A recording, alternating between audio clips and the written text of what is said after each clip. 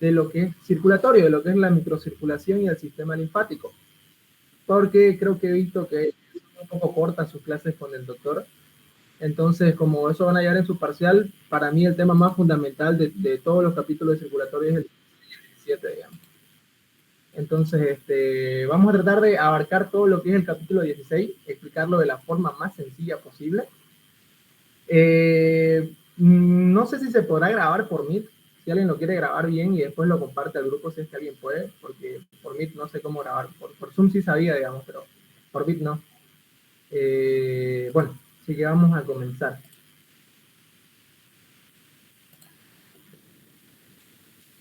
¿Se ve lo que estoy compartiendo? Sí. Ya. Muy bien, vamos a hablar primeramente de la microcirculación, que la microcirculación va a estar encargada del transporte de nutrientes hacia los tejidos y de la eliminación de los desechos celulares. Porque como saben, ¿no ves? ¿Cuál es la función de la microcirculación? La entrada de oxígeno y la salida del dióxido de carbono. Tenemos las arteriolas pequeñas que van a controlar el flujo sanguíneo hacia cada territorio tisular. Las condiciones locales de los tejidos controlan los diámetros de las arteriolas. ¿A qué se refiere con condiciones locales? A esto se refiere, chicos, por ejemplo, digamos, ¿quién va a necesitar más sangre? ¿Un músculo que está en reposo o un músculo que se está ejercitando? ¿Quién va a necesitar más sangre? ¿Quién necesita de más sangre? El que se está ejercitando. Exacto, que se está ejercitando. Entonces, esa es una condición local del tejido. Por ejemplo, digamos, si una persona está huyendo, corriendo de algún peligro, obviamente necesita un mayor gasto cardíaco y también va a necesitar mayor irrigación hacia esa zona de los tejidos. En cambio, una persona, digamos, que está sentada o que está durmiendo, digamos, no va a necesitar que el diámetro de estas arteriolas sean mayores. Es por eso que dice que cada tejido va a controlar su propio flujo sanguíneo. Porque, por ejemplo, digamos, supongamos una persona que está haciendo bíceps, digamos, ¿no? Obviamente la irrigación se va a ir al músculo bíceps braquial, ¿no? Y no se va a ir a las pantorrillas, a los gastrocnemios, a los músculos del glúteo, no, porque únicamente hay exigencia en los músculos del bíceps. Entonces es por eso que dice que cada tejido va a controlar su propio flujo sanguíneo, ¿ok? Ahora, para que me entiendan más, vamos a tratar de hacer un dibujito.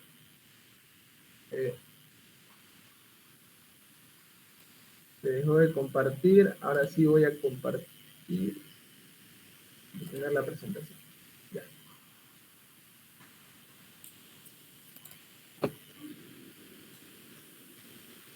Ahora sí. Acá, por ejemplo, no. Ahora sí. Acá, por ejemplo, vamos a tener una arteria nutricia. Esta arteria nutricia se va a ramificar de 6, 7 veces, se va ramificando. Esta de acá es una gran arteria nutricia, que se va a ir ramificando y ramificando hasta formar lo que llamamos nosotros las arteriolas. Las arteriolas se ramifican y se hacen arteriolas. Estas arteriolas, chicos, dentro de estos, tienen capas musculares dentro. ¿Para qué creen que va a servir esas capas musculares? Por ejemplo, esta es la arteriola nutricia, y esta arteriola, como pueden ver, se va a ir ramificando, perdón, esta es la arteria nutricia, que se va a ir ramificando para formar las arteriolas. Las arteriolas.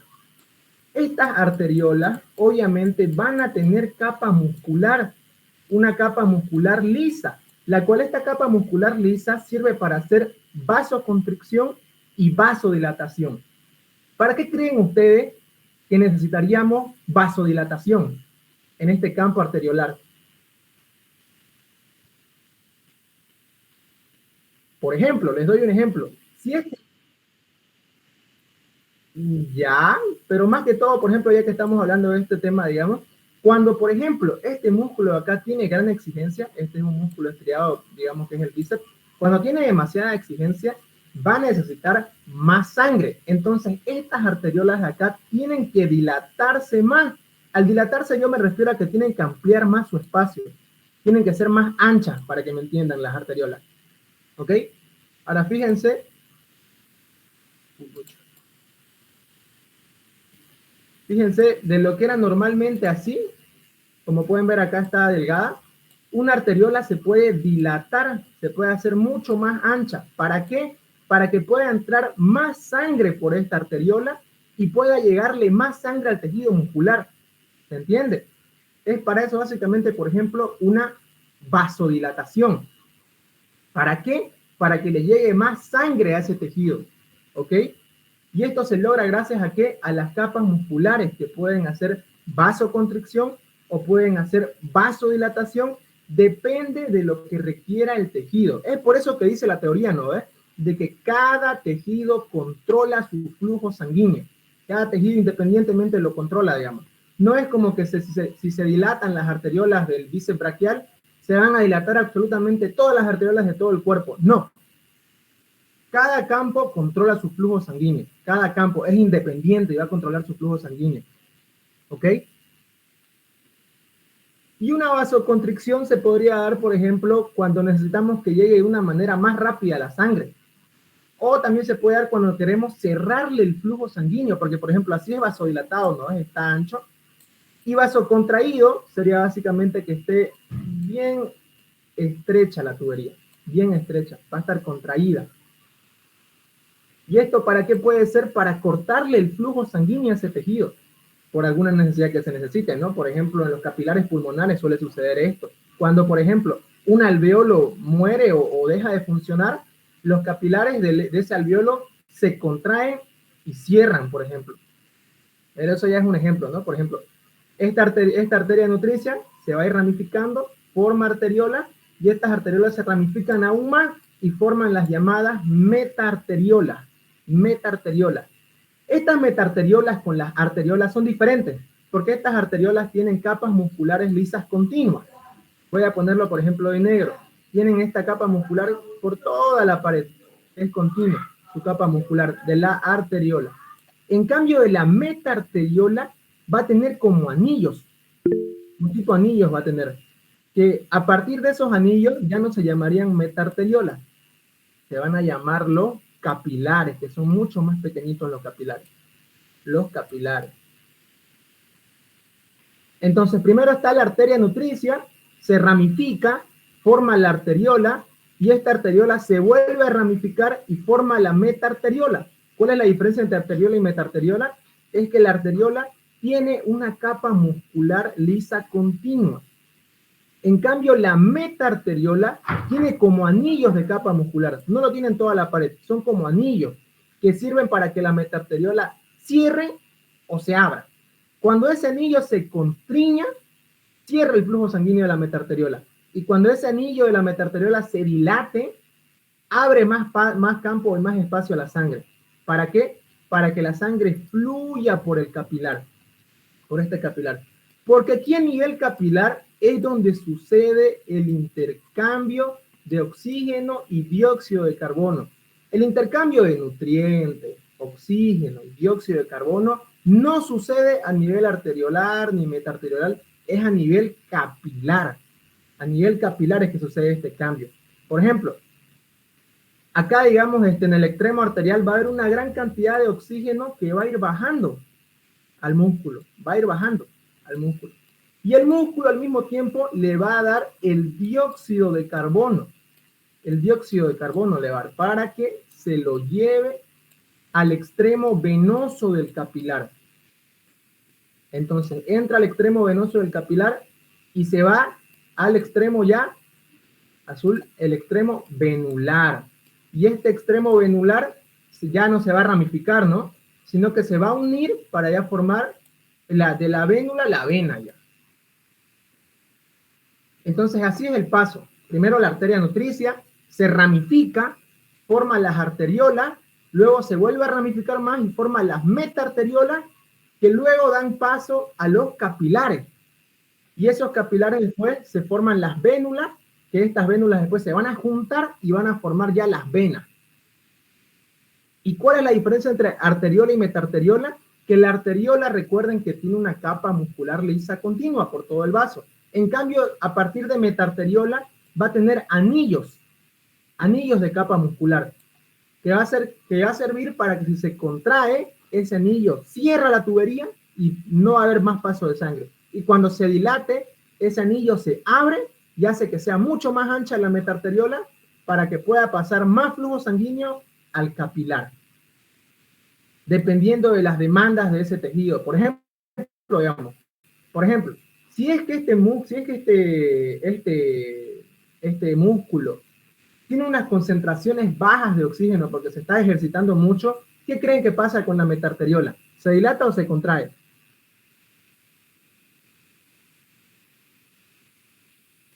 ¿Qué creen que pasa, chicos? Hay poca cantidad de oxígeno en ese músculo porque se está ejercitando demasiado. ¿Qué pasa con la metarteriola? ¿Se dilata o se constriñe? Se dilata. Se dilata. ¿Para qué? O sea, ¿con qué función? ¿Para qué busca la dilatación la metarteriola? Para que llegue más sangre. Exacto, para recibir más sangre. Por ejemplo, si les ponen, digamos, un factor para que haya vasodilatación, una respuesta que ustedes pueden poner: concentración baja de oxígeno en el tejido. Es un factor para que suceda la vasodilatación, concentración baja de oxígeno. Por ejemplo, otro factor: si hay demasiado dióxido de carbono en un espacio tisular, por ejemplo, en ese músculo, hay demasiado dióxido de carbono, ¿qué pasaría a nivel de la metarteriola? Hay mucho dióxido de carbono dentro del tejido. ¿Se dilataría o se constriñiría? Se dilata. Exacto, se dilata para que la sangre se pueda llevar ese dióxido de carbono. Ahí tienen un segundo factor que puede dar una vasodilatación: aumento de la concentración de dióxido de carbono. Otro, por ejemplo, cuando hay una cantidad inmensa de iones hidrógeno en el músculo, también hay vasodilatación. Creo que hay más compañeros que hay que aceptarlos, ¿no?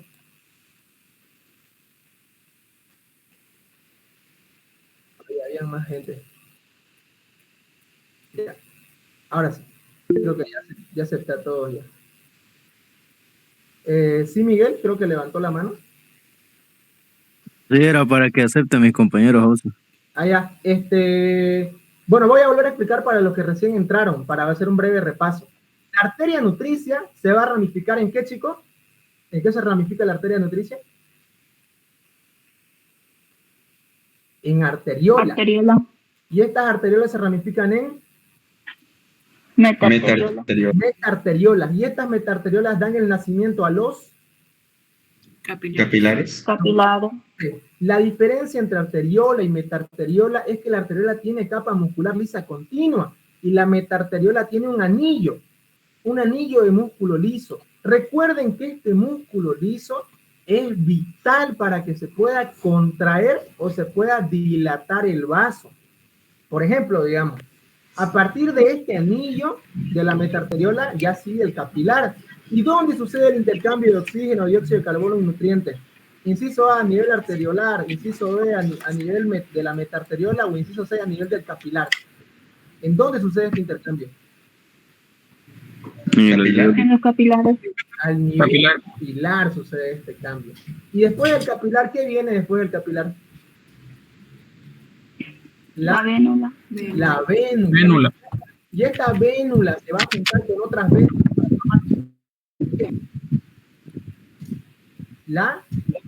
La vena, ¿no ves? La vena. Exacto, eso es. Ese es el recorrido que hay a través de la microcirculación. Dense cuenta que la arteria nutricia ramifica y forma arteriola. Se vuelve a ramificar, metarteriola. Y esta metarteriola tiene un anillo y a partir de este anillo ya es capilar. Y a nivel capilar sucede el intercambio de oxígeno y dióxido de carbono. Cuando el tejido necesite oxígeno, se dilata. Se dilata. A esto se lo llama, no sé si han visto, no sé si alguien ha leído el capítulo 17. Hay algo que se llama la teoría vasodilatadora. No sé si lo han visto.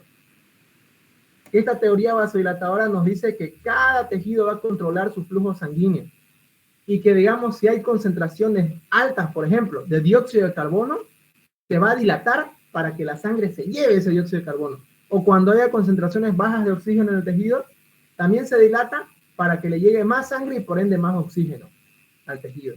¿Se entiende? ¿Dudas, preguntas hasta esta parte de acá?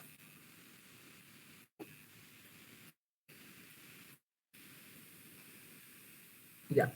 ¿Se ve que estoy compartiendo un PowerPoint? ¿O sigue en el Paint? Sí, en el Paint. En el Paint. Ya tengo entonces. compartido en el Paint entonces. Tengo que volver a compartir entonces. Ya.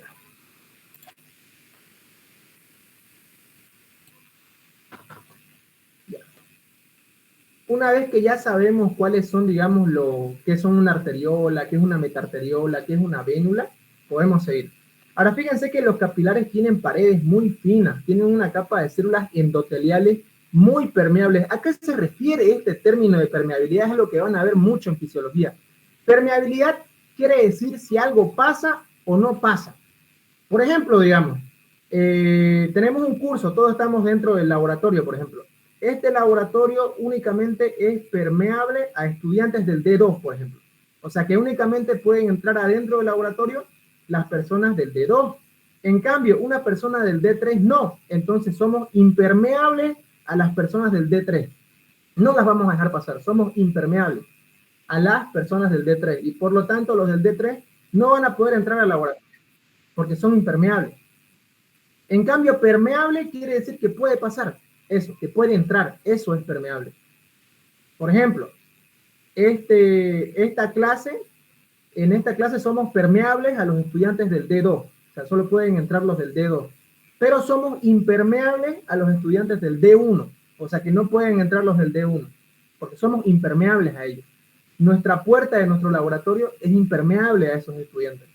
¿Se entendió el concepto de permeable e impermeable? Sí, Eso, lo van a ver hartísimo. En fisiología mucho lo van a ver y si no entienden esos conceptos pequeños, se van a chipar. El agua, los nutrientes y los desechos celulares pueden intercambiarse con rapidez y muy fácilmente. La circulación periférica tiene 10.000 millones de capilares. Creo que hay más gente. Ahorita los voy a aceptar.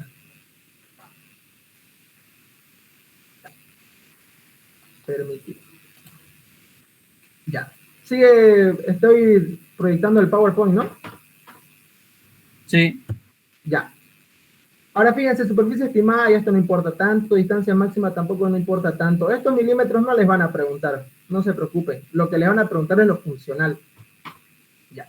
Estructura de la microcirculación en el sistema capilar. La microcirculación de cada órgano está organizada específicamente para atender sus necesidades.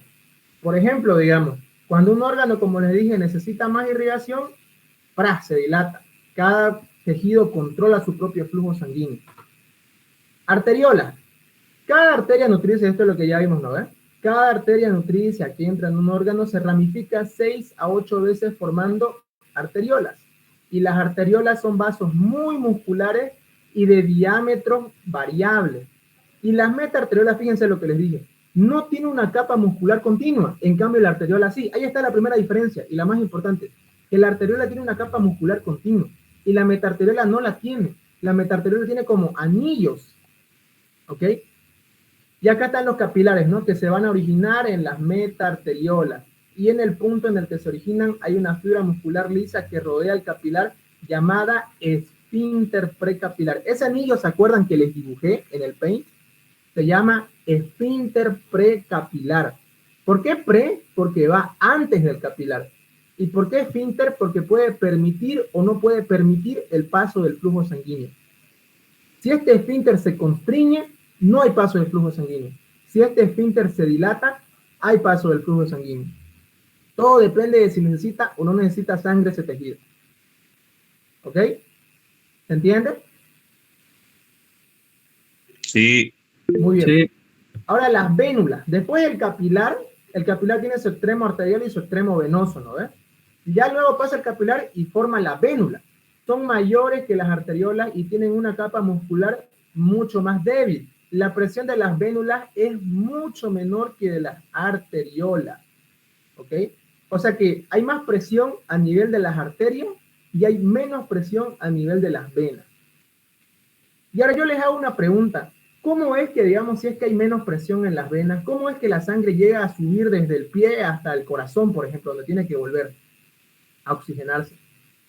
¿Cómo lo hace? Si dice que no tiene tanta presión estas vénulas, es mucho menor su presión, quiere decir que no tienen fuerza para subir. Mediante válvula. Exacto, de válvula. Quisiera poder escribir acá, pero no me sale para poder escribir. Esas válvulas que dicen sus compañeros, chicos, a ver, voy a tratar de dibujarlas. Y también por la contracción de los músculos. Exacto, muy bien, han estado leyendo, me agrada mucho eso. Pero para los compañeros que todavía no entienden muy bien ese conceptito, vamos a dibujarlo para que lo entiendan. Borrador. Ya explicamos esto, ¿no?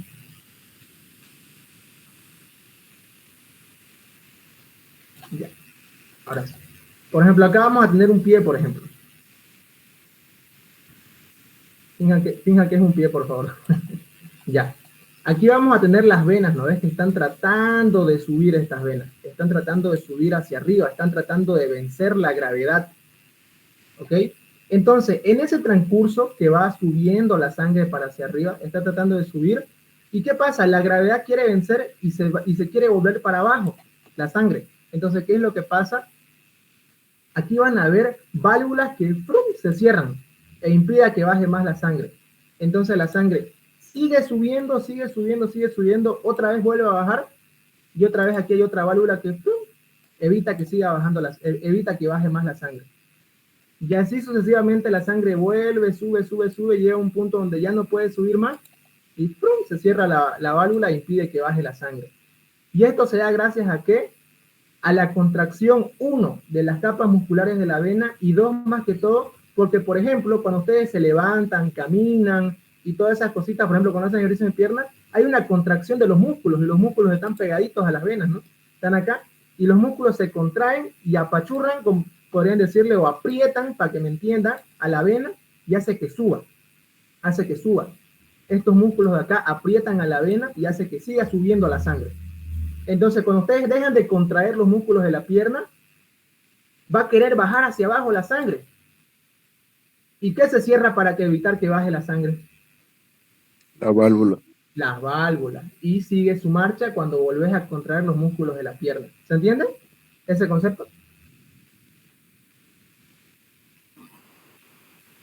¿Se entendió, chicos? Sí. Sí. Entonces, el problema de las varices es el problema de las válvulas, ¿no? Sí, puede ser por válvulas desgastadas o puede ser también, no sé si han visto esas personas, por ejemplo, les da a las personas que son oficinistas, ¿no? Es que todo el día paran sentados, ¿no? Es por eso que siempre dicen es bueno, se paran un ratito, estiran un poco las piernas y así aumentan el retorno venoso. No sé si han visto ustedes que hay personas que se les hincha el pie y se les edematiza, ¿no ves? Siempre por eso es bueno, ¿no? Esas personas que tal vez las válvulas no estén funcionando bien o por algún otro aspecto patológico, siempre es bueno que suban las piernas hacia arriba, como poner las piernas a la pared, ¿no ves? Cosa que la gravedad también ayude a que vuelva el flujo sanguíneo y el retorno venoso. Es por eso que si ustedes ven una persona que tiene, por ejemplo, los pies hinchados, que es por lo general que le pasa a las personas que todo el día estuvieron en un escritorio y estuvieron todo el día sentados y ya cuando se levantan sienten el pie hinchado, pues simplemente le dicen que suba el pie a la pared, como eso, subir el pie a la pared, digamos, ¿no? Hacia arriba, para que la misma gravedad haga que baje la sangre y vuelva al corazón. Nada más que suban el pie arriba, digamos, y que lo apoyen en la pared. Y ahí que estén un rato, ¿no? Eso. Bueno, sigamos. Ahora voy a tratar de volver a proyectar el PowerPoint.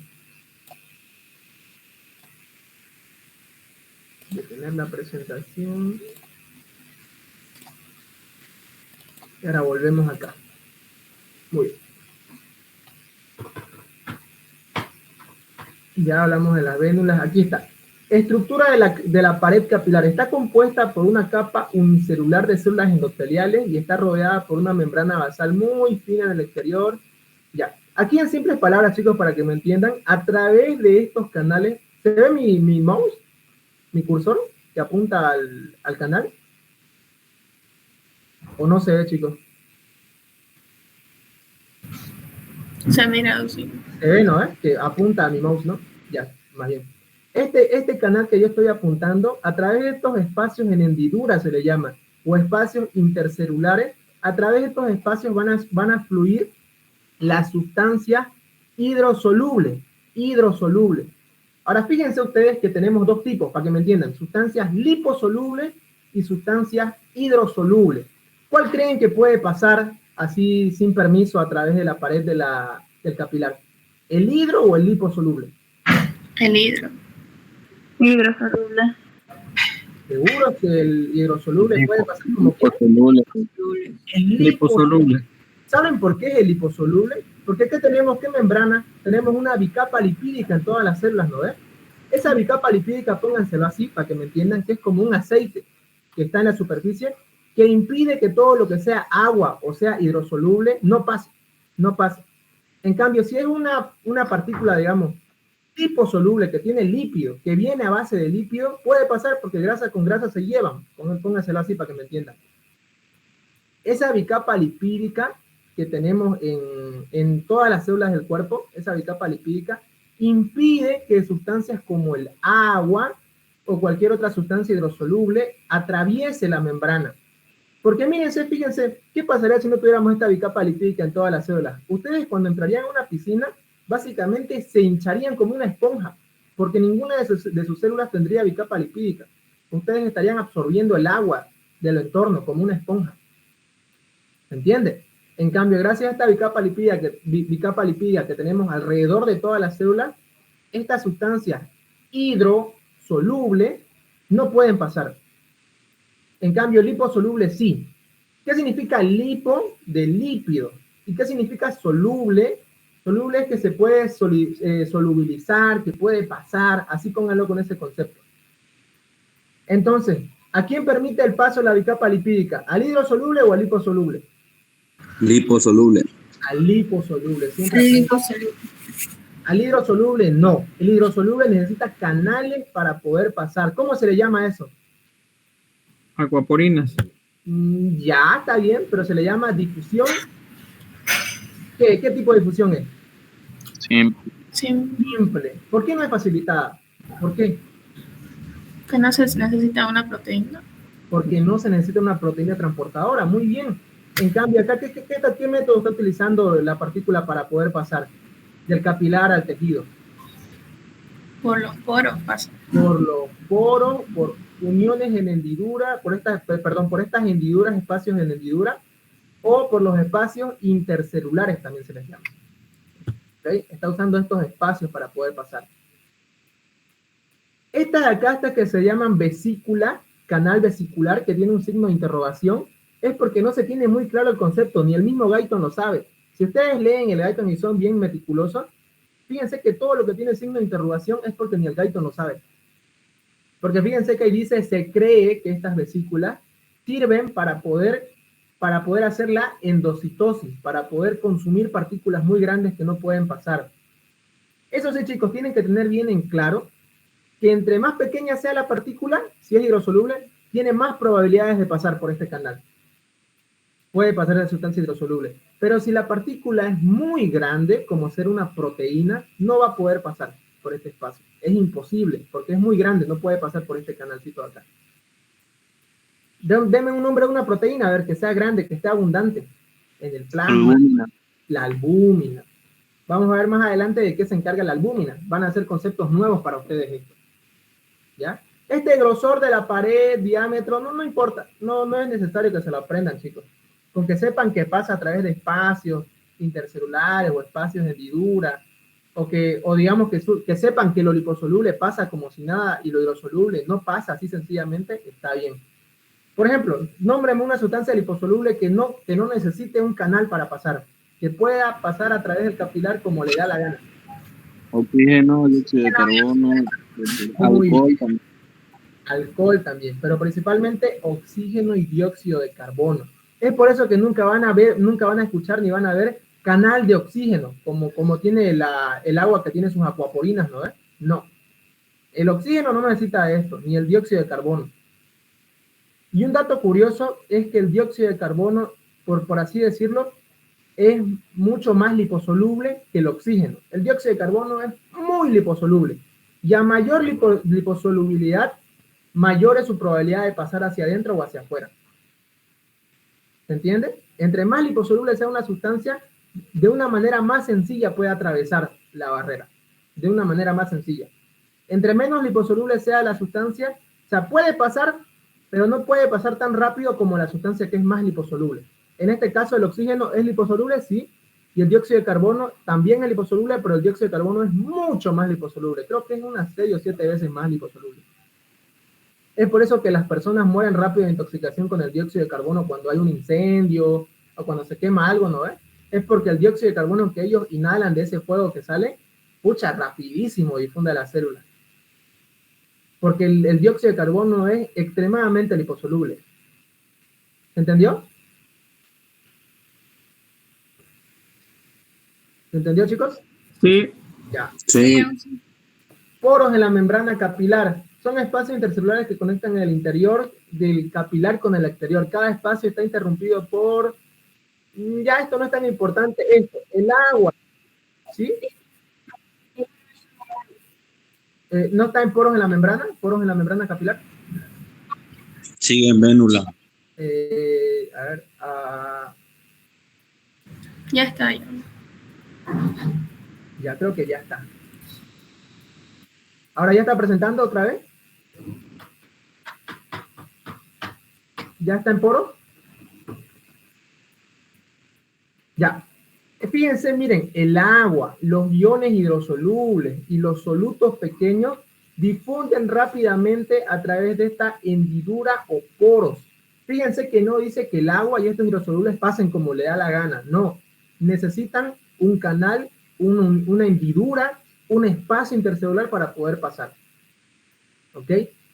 Unos iones hidrosolubles serían el sodio, el potasio, nutrientes, agua, y liposoluble sería oxígeno, dióxido de carbono, alcohol, etc.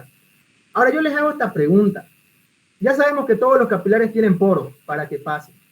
Pero ¿será que, digamos, los poros de los capilares del hígado serán los mismos con los poros de los capilares del cerebro?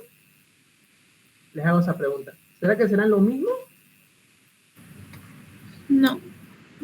Los del cerebro son más estrechos. Exacto, son más estrechos. ¿Para qué creen que sean más estrechos? Para evitar que pasen proteínas de alto peso molecular. Es muy peligroso que pasen proteínas afuera. Es por eso que en el cerebro sus uniones son más estrechas. ¿A qué se refiere esto? Para que me entiendan en español, digamos, que el canal es más chiquito, mucho más chiquito el canal, para evitar que las moléculas grandes pasen en el cerebro. Eso hablo de los capilares del cerebro.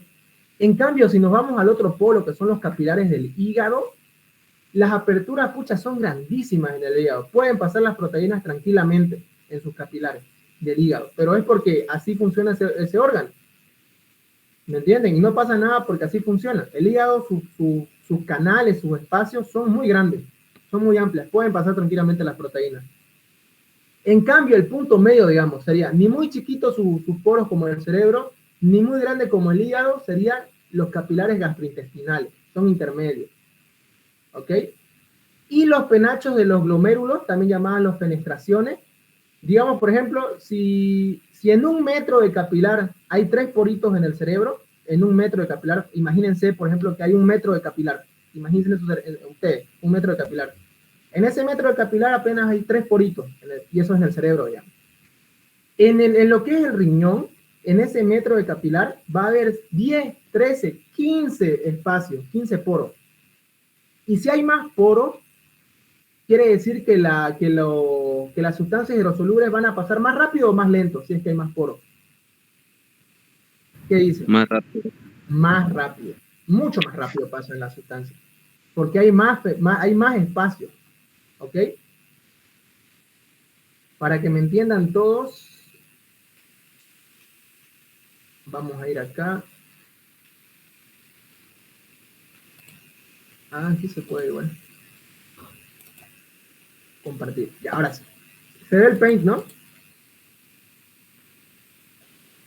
¿Se ve el Paint? Disculpan, chicos. Sí. Sí. Sí se ve. Sí. Esto es un capilar, chicos. En el cerebro, ¿qué dijimos? Que, por ejemplo, sus espacios, acá lo vamos a poner como estos canalcitos, sus espacios son estrechos, son bien estrechos sus espacios. Son bien estrechitos. Son chiquitos. ¿Para qué? Para evitar que pasen moléculas grandes y solamente pasen las moléculas chiquititas por estos poros. Es por eso, digamos. Una molécula grande, albúmina. ¿Ok? En cambio, en el hígado, estos poros o espacios son anchos. Son muy anchos estos canales o espacios intercelulares. Son muy anchos.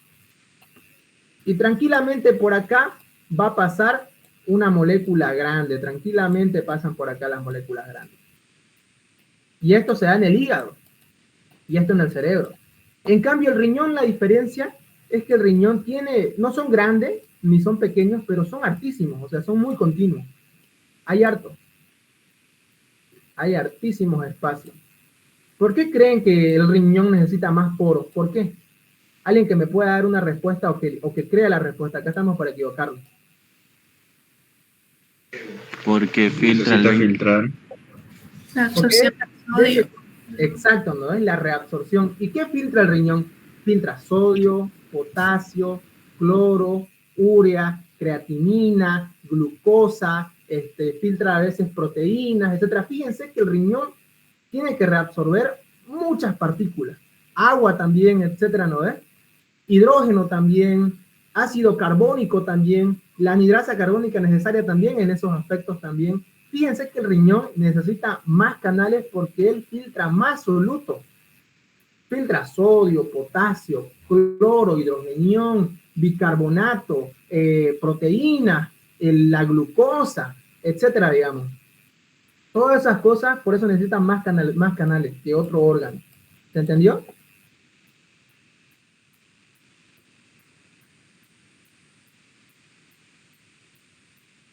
¿Se entendió, no?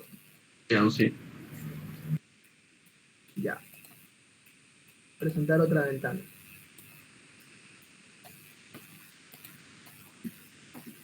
Ya. Ahora ya se ve otra vez el PowerPoint, ¿no? Sí. Sí. Ah, ya, nos quedamos acá, ya.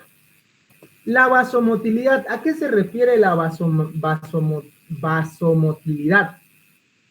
El factor más... Mire, la sangre fluye de forma intermitente. ¿Eso qué quiere decir? Que los capilares no siempre tienen sangre, chicos. Los capilares no siempre van a estar llenos de sangre. ¿Quién es el que impide que el capilar siempre tenga sangre? ¿Quién impide? Vamos. El esfínter precapilar. El esfínter precapilar, que es un anillo que impide que siempre tenga sangre el capilar. Eso. Miren, aparece y desaparece cada pocos segundos o minutos dependiendo de lo que necesite esa persona. Por ejemplo, si el músculo está descansando, estás echado, durmiendo, oyendo TikTok, patas arriba, no es necesario que haya sangre siempre en ese capilar, sino que se va a ir llenando y se va a ir vaciando periódicamente. La causa de esta intermitencia es la vasomotilidad. Es la contracción intermitente de las metacariolas y esfínteres precapilares. Eso es vasomotilidad, contracción intermitente. Y el que tiene prendido su audio, apáguelo por favor. Y así vamos. El factor más importante es la concentración de oxígeno en los tejidos. Cuando la velocidad de utilización de oxígeno es mayor, se activan los periodos intermitentes del flujo sanguíneo capilar. ¿A qué se refiere esto? Que si ¿cuándo el cuerpo necesita utilizar más oxígeno? ¿Cuándo ese tejido necesita mucho más oxígeno? ¿Cuándo? ¿Cuándo un tejido necesita harto oxígeno, chicos? Cuando se está realizando algún tipo de ejercicio óseo. Bien, y si vos estás realizando ejercicio, ¿cómo está tu utilización de oxígeno? ¿Velocidad alta o velocidad lenta? Alta. Alta, porque estás utilizando harto oxígeno. Entonces, cuando la velocidad de utilización de oxígeno es mayor por un ejercicio, se va a activar los periodos intermitentes del flujo sanguíneo capilar más frecuentemente. ¿Esto qué quiere decir?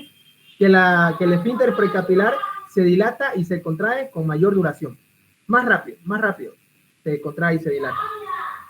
Y permite que la sangre capilar transporte mayores cantidades de oxígeno. Espero que se esté entendiendo. Difusión ya sabemos que esto es teoría. Consecuencia de movimiento térmico de moléculas, de agua y otras sustancias de líquido, ¿no? Y va a pasar por qué medio, por los canales o espacios intercelulares, las hendiduras, etc. Sustancias liposolubles, ya les expliqué, ya lo vimos. Oxígeno y dióxido de carbono son liposolubles. ¿Esto qué quiere decir? Que no necesitan de ningún canal para pasar. Esto es lo mismo, ya lo estamos viendo, ¿no? Sustancias como moléculas de agua, iones sodio, iones cloro. Auxi. ¿Sí? A mí me sale la diapo en poro, en la membrana capilar, no cambia de ahí.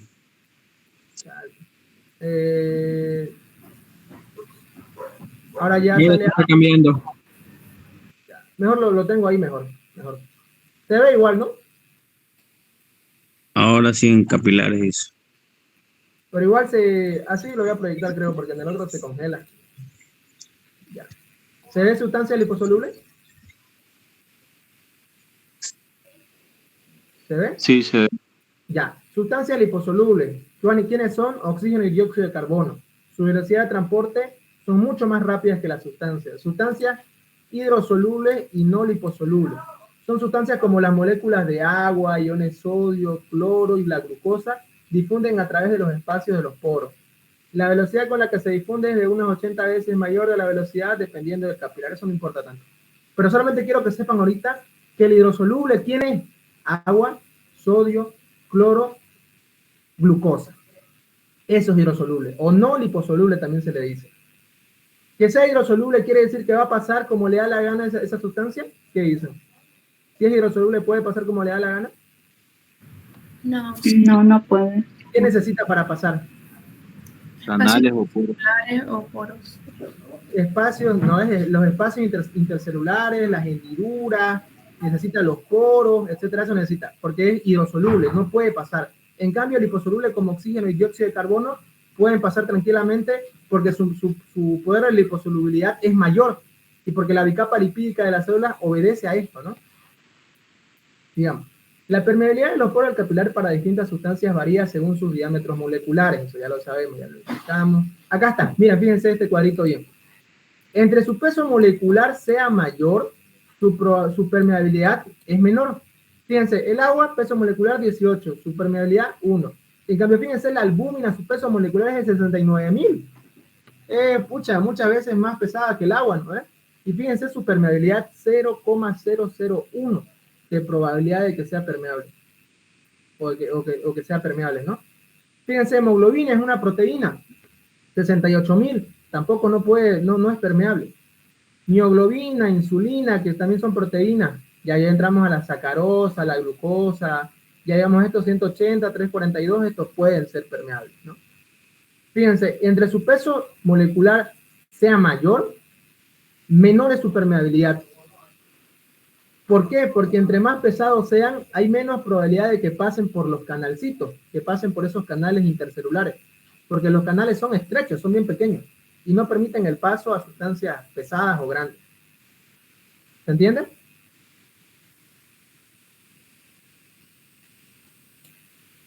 ¿Se entiende, chicos? Dios. Bueno. Sí. Filtración de líquidos a través de los capilares. Este concepto va a ser nuevo para ustedes. Presión hidrostática, presión coloidosmótica. Fíjense así. Voy a poner en Paint para que me entiendan. Presentar otra ventana. Paint. Compartir.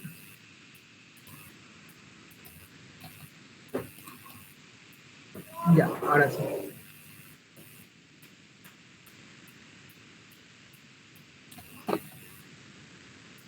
Fíjense acá, aquí tenemos un vaso.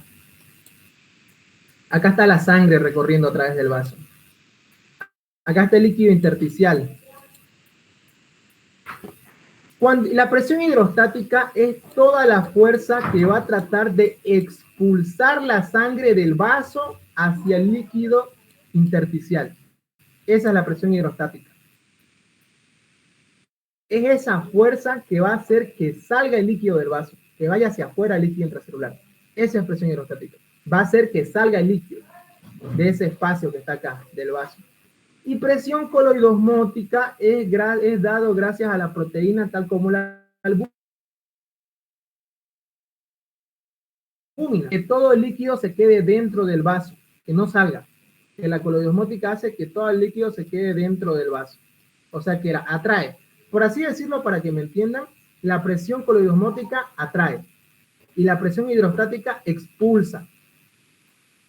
Porque esta presión hidrostática tiende a que salga el líquido del vaso, lo expulsa. En cambio, la presión coloidosmótica tiende a que entre al vaso. A que entre al vaso este líquido. ¿Se entendió?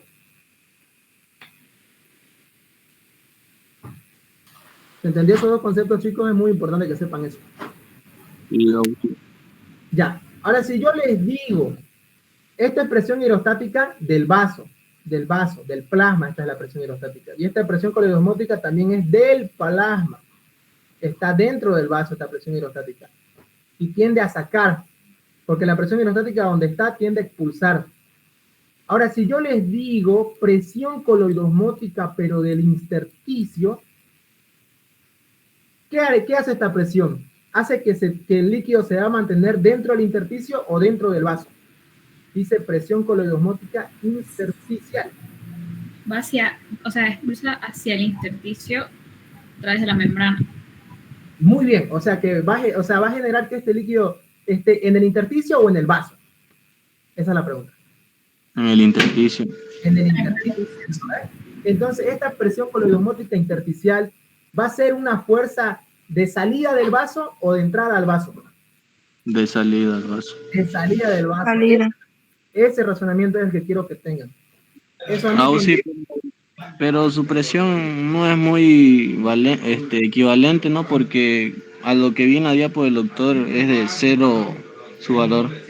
Muy bien, ya tenés un valor ahí, pero ¿qué pasaría si hay una fuga de proteínas? ¿Qué pasaría si hay hartas proteínas del intersticio? Hay una fuga de proteínas. ¿Cómo está esa presión coloidosmótica intersticial? Elevada, entonces sí, ahí. ¿Y qué causaría eso? ¿Dónde estaría el líquido? ¿Dentro del vaso o fuera del vaso? Afuera. Y si está fuera del vaso, ¿qué pasa con ese espacio del tejido?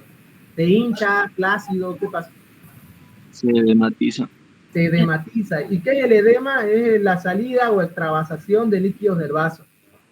Se extravasa, sale el intersticio y se hincha esa parte de la piel. Y ahora yo les pregunto acá, hay demasiadas proteínas en el intersticio.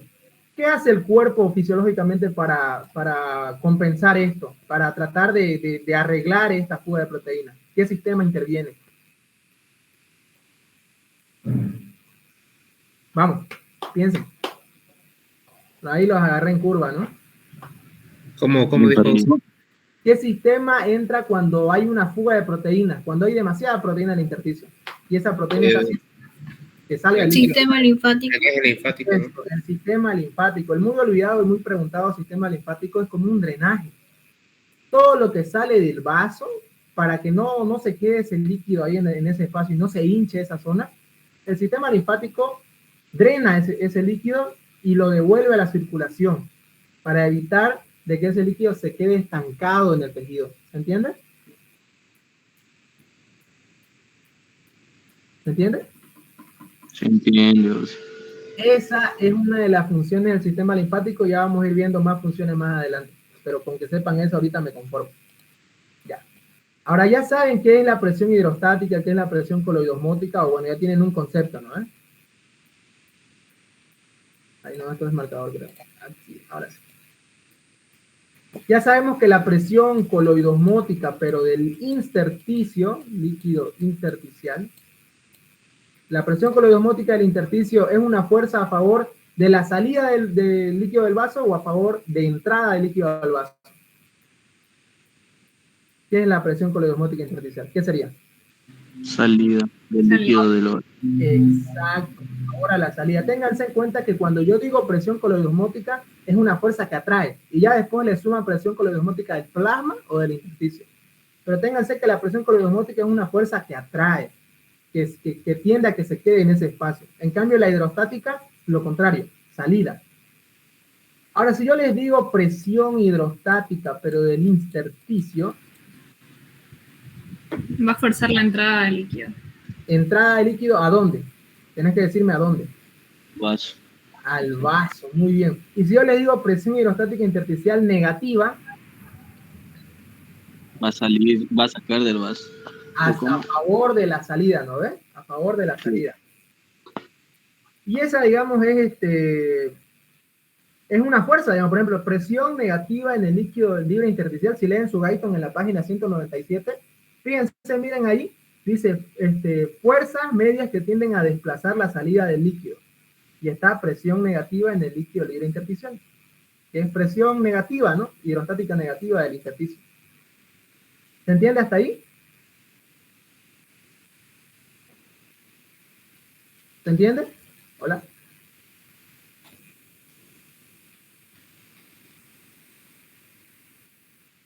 Ya. Espero que todos estén atentos y escuchando porque es muy importante, la verdad, esto. Demasiado importante para su tercer año. Tienen que sabérselo ya. Sobreentienden los doctores que ustedes saben esto. Ya, ya.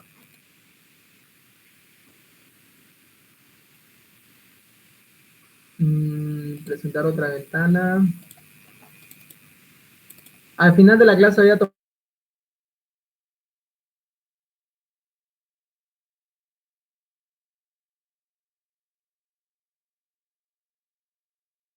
Sabemos que devuelve a la circulación pequeñas cantidades de proteínas. El sistema linfático drena, chicos. Por ejemplo, si nosotros por alguna XZ motivo nuestro sistema linfático deja de funcionar, tendríamos el famosísimo linfedema.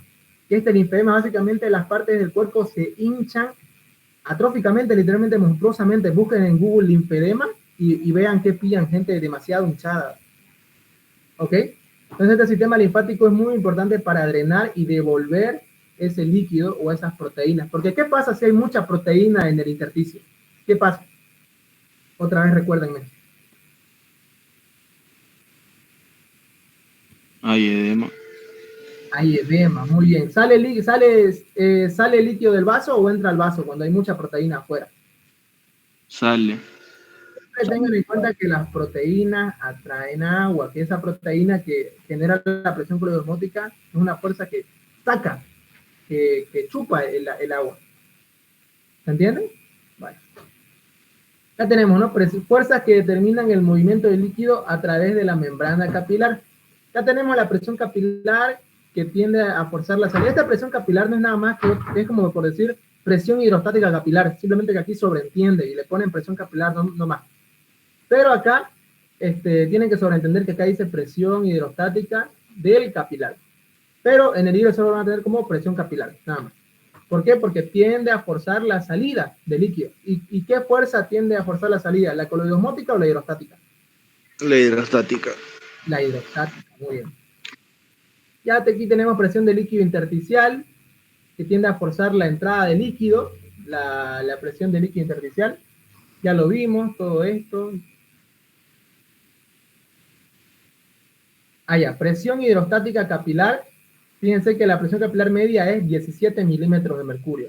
Este 25 acá es utilizando la micropipeta, pero no se usa tanto, digamos. La que se toma en cuenta es la del método isogravimétrico, y que es 17. Ya presión hidrostática de líquido intersticial, menos 2, menos 6, menos 1, menos 3, variable, depende de lo que se use. Presión coloidosmótica del plasma, fíjense estos, es 28. Todos váyanse a la página 197 de su Guyton. ¿Y quién me puede decir cuánto es o sea, la sumatoria de todas las fuerzas medias que tienden a desplazar la salida de líquido? ¿Cuánto es? Fuerza total de salida de 28.3 milímetros de mercurio. Ya, muy bien. La presión capilar media, ¿cuánto vale? ¿Cuánto vale? Vamos, rápido. 17 milímetros de mercurio. Ya, pero en el libro, ¿con cuánto está? Con 17.3. 17.3. Muy importante ese punto 3.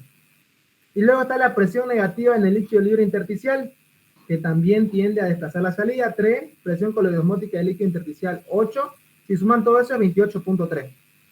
Y la otra fuerza, que es la fuerza que impide que salga el líquido del vaso, se llama presión coloidosmótica del plasma, y es 28. Si restamos esas presiones, nos sale que sale 0.3. ¿Pero eso 0.3 es a favor de salida o a favor de entrada? Fuerza neta de salida, 0.3. Entonces, constantemente, fisiológicamente, normalmente, ¿sale líquido del vaso o es patológico que salga líquido del vaso? Fisiológicamente sí sale. Fisiológicamente siempre sale líquido del vaso, pero con 0.3 de fuerza, o sea, poquitísimo, ¿no? Sale, pero no es mucho. ¿Y quién evita que este 0.3 haga un desastroso linfedema, un edema, por así decirlo? El sistema linfático. Sistema linfático. Siempre tengan en cuenta que el sistema linfático controla las proteínas del intersticio. ¿Ok? Entonces, normalmente, fisiológicamente, ¿sale el líquido del vaso o es patológico? Alguien que no sea Michael. ¿O cómo te llamas? ¿Cómo se llama? Durán creo que pedías, ¿no? Sí, soy Michael Ausi. A Michael, sí, decía, porque le... ¿Alguien más, aparte, que quiera participar? Normalmente, fisiológicamente, otra persona que me responda. Fisiológicamente, ¿sale líquido del vaso o es patológico que salga líquido del vaso? Si no me equivoco, sale en poca cantidad. Muy bien. Ese 0.3 a favor de la salida hace que siempre, todo el tiempo, normalmente, fisiológicamente, como quieran decirle, siempre va a salir líquido del vaso. Pero el que impide que haya un desastroso líquido es el sistema linfático. Muy bien. Aquí miren, intercambio de volumen, que no es tan importante. Esto de acá es lo mismo que calculamos, pero únicamente esto es el extremo arterial del capilar. Acá, fíjense, tenemos un capilar. Sigan mi cursor. Este extremo de acá, que estoy indicando con mi cursor, es el extremo arterial. Y de este lado de acá se le llama extremo venoso. Pero todo esto es un capilar. Simplemente que este es extremo arterial y este es extremo venoso. ¿Se ve mi cursor cómo se mueve? Sí, ¿no? Sí, se ve. Extremo arterial y este es el extremo venoso. Para que me entiendan, cada extremo maneja presiones diferentes. ¿O será que el extremo arterial y el extremo venoso manejan la misma presión? ¿Qué dicen? No, manejan presiones distintas. Muy bien. Es por eso que esto acá que ustedes ven acá, que es fuerza total de salida 41, y este es fuerza total de entrada 28, y fuerza neta de salida del extremo arterial 13, este es del extremo arterial, pero el general de todo es este. Este es el que sí o sí se tienen que aprender. Este es el que más van a usar. Porque este habla de todo el capilar en sí. En cambio, este de acá habla del extremo venoso y este de acá habla del extremo arterial. ¿Se lo tienen que saber? Sí. Pero el que siempre van a recordar y es muy importante es de todo el capilar. Se le llama equilibrio de Starling, se le llama. ¿Se entiende? Y ya esto es memoria nomás, porque ya ustedes ya saben que la presión coloidosmótica es la fuerza que atrae. Ya ustedes le suman, digamos, si dice plasma, es fuerza que atrae el líquido al plasma, al vaso. Si dice presión coloidosmótica del intersticio, es una fuerza que trae el líquido al intersticio, o sea, que saca líquido del vaso. Y ya saben que presión hidrostática es la fuerza que tiende a empujar, que tiende a sacar las cosas. Si dice presión hidrostática del vaso, es la fuerza que tiende a botar el agua del vaso, a sacarla. Si dice presión hidrostática del intersticio, es una fuerza que tiende a botar el agua, pero del intersticio, y llevarlo al vaso. ¿Se entiende esa parte? Es muy importante que sepan eso de hidrostático y coloidosmótico.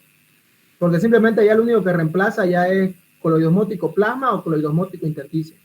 O hidrostático plasma, hidrostático intersticio. ¿Se entiende? Sí. Ya, sí. Bien, muy importante. Sistema linfático. Muy bien. Este sistema linfático, chicos, va a ser una vía accesoria a través del cual el líquido puede fluir desde los espacios donde se va a transportar la linfa.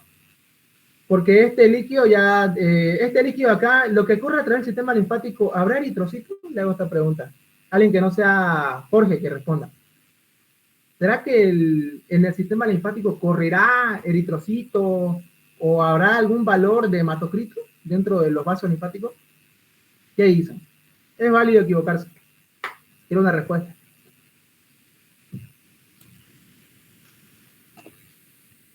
A ver, voy a preguntar, a ver ya yo. ¿Isa Neri está ahí? Te gana una falta si no. Isa Neri está ahí. Bueno. Sí, Isa, ¿vos crees, Isa, que hay eritrocitos dentro de los vasos linfáticos? Sí, no, ¿por qué? No, muy bien. ¿Y qué es lo que hay en la linfa? ¿De qué está hecho la linfa? ¿De puro qué? De puro plasma. No hay eritrocitos en la linfa. Es puro plasma. Recuerden, chicos, que la sangre tiene dos componentes. El componente que es de los eritrocitos y el componente líquido, que es el plasma, que son dos compartimentos muy diferentes, porque la sangre es un tejido, ¿no? Que está compuesto por plasma, que es la parte líquida, y por los eritrocitos, que es la parte forme. ¿Se entiende? Muy bien. Sí. Espero que se haya entendido. Estos vasos linfáticos, chicos, nos van a servir, uno, para el transporte de grasa de células del intestino a la sangre por la vía linfática. Ese es otro, transporte de grasa. Porque todas las grasas que nosotros comemos en el estómago, ustedes saben que tenemos enzimas para degradarlo, como ser la tripsina, tenemos la lipasa, tenemos la colesterol esterasa, tenemos la fosfolipasa, etcétera. Muchas enzimas. Cada enzima es para un tipo de alimento. Por ejemplo, si decimos, por ejemplo, para los lípidos, lipasa. Siempre lo que acaba en asa es enzima, lipasa. Si decimos, por ejemplo, para las proteínas, otra, por ejemplo, puede ser la tripsina. Una quimiotripsina puede ser para las proteínas. O una elastasa para las fibras de elastina, que tiene la carne que comemos en los churrascos, ¿no? Y así tenemos muchas enzimas, que al fin y al cabo, digamos, para las grasas son la colesterol esterasa, la fosfolipasa, etcétera. Tenemos harto. Y estas enzimas degradan a la grasa, pero esta grasa no puede correr por el torrente sanguíneo, así nomás. Necesita el sistema linfático para poder transportarse. Así que una de las funciones, transporte de grasa de células del intestino. Transporte de grasa desde las células del intestino a la sangre por la vía linfática. Otra función, drenaje de líquido. Todo lo que sale, no es que dijimos que está a favor de salida de líquido. Todo lo que sale tiene que drenar por el sistema linfático y puede abocarse o bien en el conducto torácico o bien en el conducto linfático derecho. Que el conducto torácico es el que posee el 75% del cuerpo, que es la parte izquierda del cuerpo, toda esta parte de acá, toda la parte izquierda, y la parte inferior derecha. O sea, desde toda la izquierda hasta la parte inferior derecha. Todo eso aboca el conducto torácico. Y el conducto linfático derecho es la parte derecha, que es únicamente este 25%. Nada más, o sea, los miembros superiores derechos. En cambio, el conducto torácico es toda la parte izquierda y la zona inferior derecha de la persona. O sea, el 75% de toda la linfa desemboca en el conducto torácico. Y el otro 25% en el conducto linfático derecho. ¿Se entiende?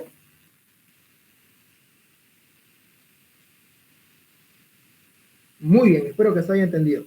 Y ahora, como sabemos, estos vasos, porque son vasos, lo que es el sistema linfático está compuesto por vasos,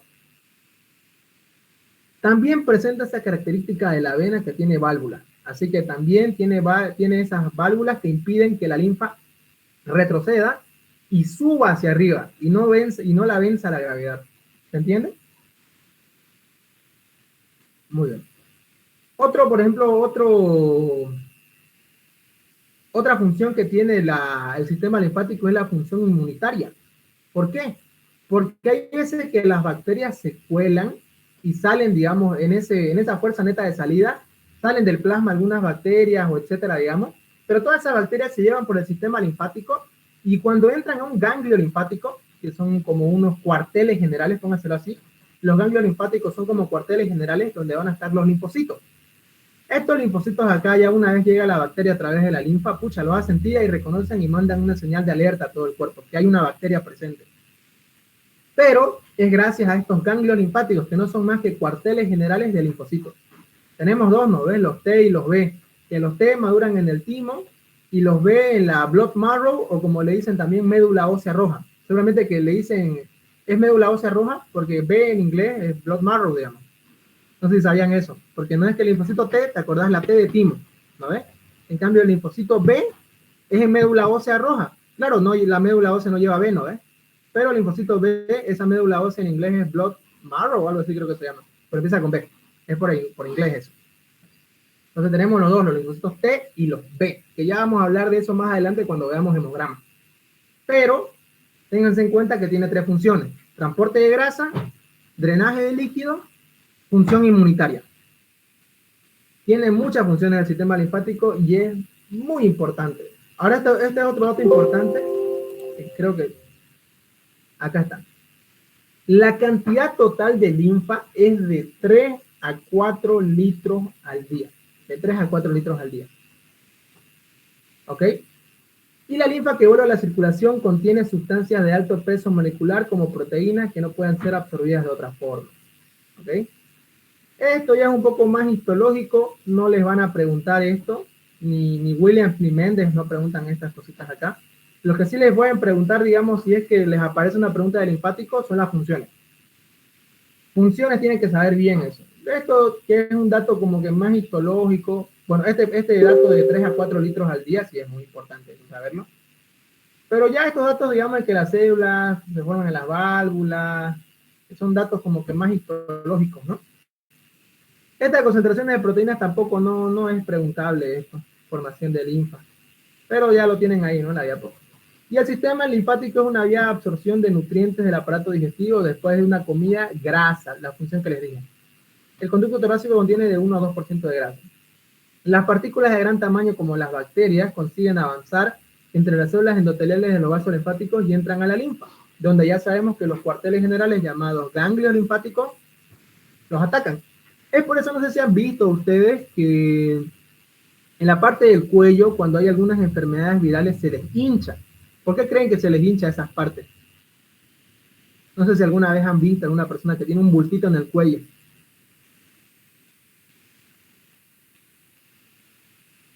Porque los ganglios están inflamados.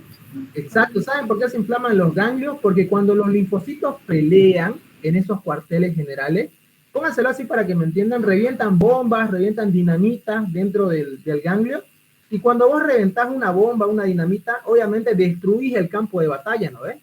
Entonces, eso es lo que pasa con el ganglio linfático. El linfocito, al mismo tiempo que está destruyendo a este virus, a esta bacteria dentro del cuerpo, detona bombas, hace una guerra ahí, pero deja el campo de guerra hecho tira, hecho mierda, como diríamos, ¿no? Entonces, por eso que este ganglio, en respuesta al dolor que sufre por esa batalla que está haciendo el linfocito, se inflama. Se inflama.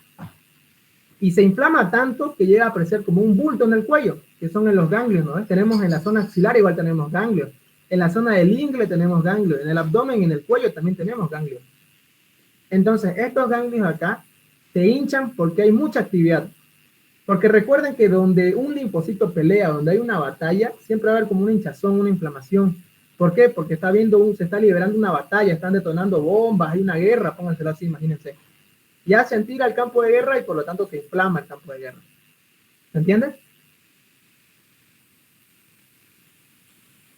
Perfecto.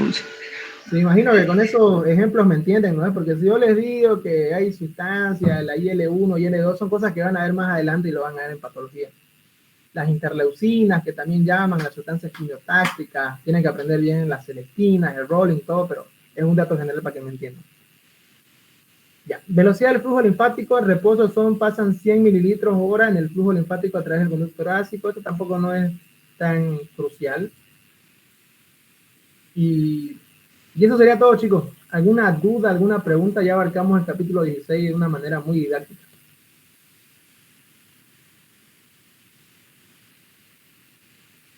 ¿Alguna duda, alguna pregunta de todo el capítulo 16?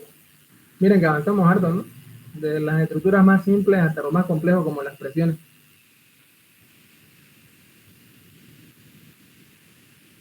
¿Dudas, preguntas hasta acá?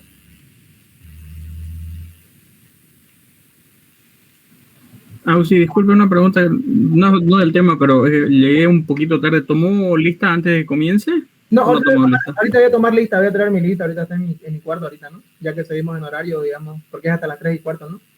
Por eso le digo, si es que hay alguna pregunta para que yo vaya a traer mi lista y ya empiezo a tomar asistencia. Auxiliar, ¿cuál era la tercera función del sistema linfático? Ya, muy bien. Está aquí, a ver, ¿quién? Lucas Mateo Arancilla, ¿está acá? Sí, sí. Lucas, dígame una función del sistema linfático, una nomás, no quiero las 3. Vamos a ver si estaba atento.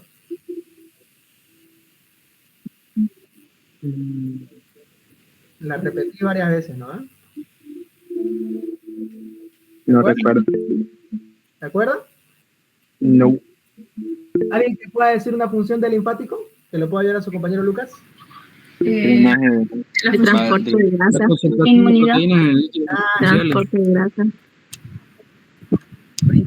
Primero que todo, drenaje. ¿La fuerza de salida es a favor de salida o a favor de entrada? En total, la suma de todas las presiones del capilar. ¿Es a favor de salida o entrada? Entonces, Salida. fisiológicamente, ¿hay salida o es patológico que haya salida de líquido? Fisiológicamente hay Fisiológico. Aprendan Fisiológico. siempre fisiológico y patológico. Dos conceptos muy diferentes, fisiológico y patológico. Entonces, si es a favor de la salida, ¿qué sistema impide que se acumule mucho líquido en ese espacio, en ese tejido? el sistema linfático. Sistema linfático. Linfático, correcto, sistema linfático. Ese es el que impide que pase esto. Ahora, otra función del linfático para Jorge, Joel Valverde, ¿estás ahí? Jorge, ¿está ahí? Sí, aún sí. Otra función del linfático. El transporte de los lípidos. Muy bien, de las grasas, muy bien. ¿Está Paz Gutiérrez Vanessa? ¿Está por ahí?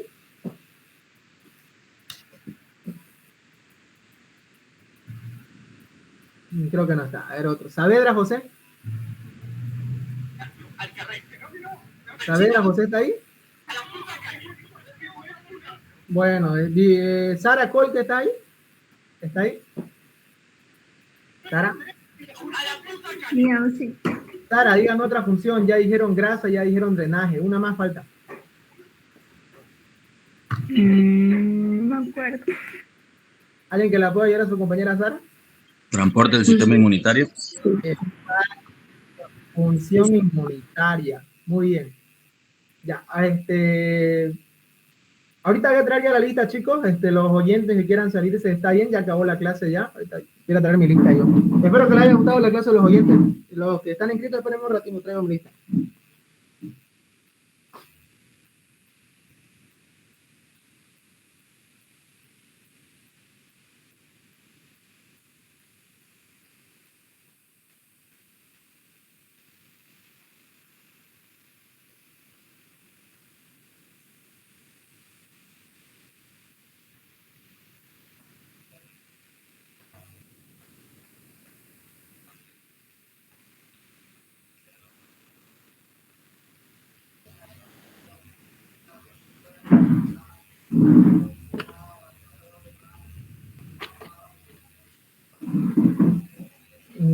Ya, ahora sí, esta no es la lista actualizada, creo que aquí son nomás 33 o 34, el que no esté al final me habla para que lo anoten en la lista, porque creo que han habido nuevos adicionantes.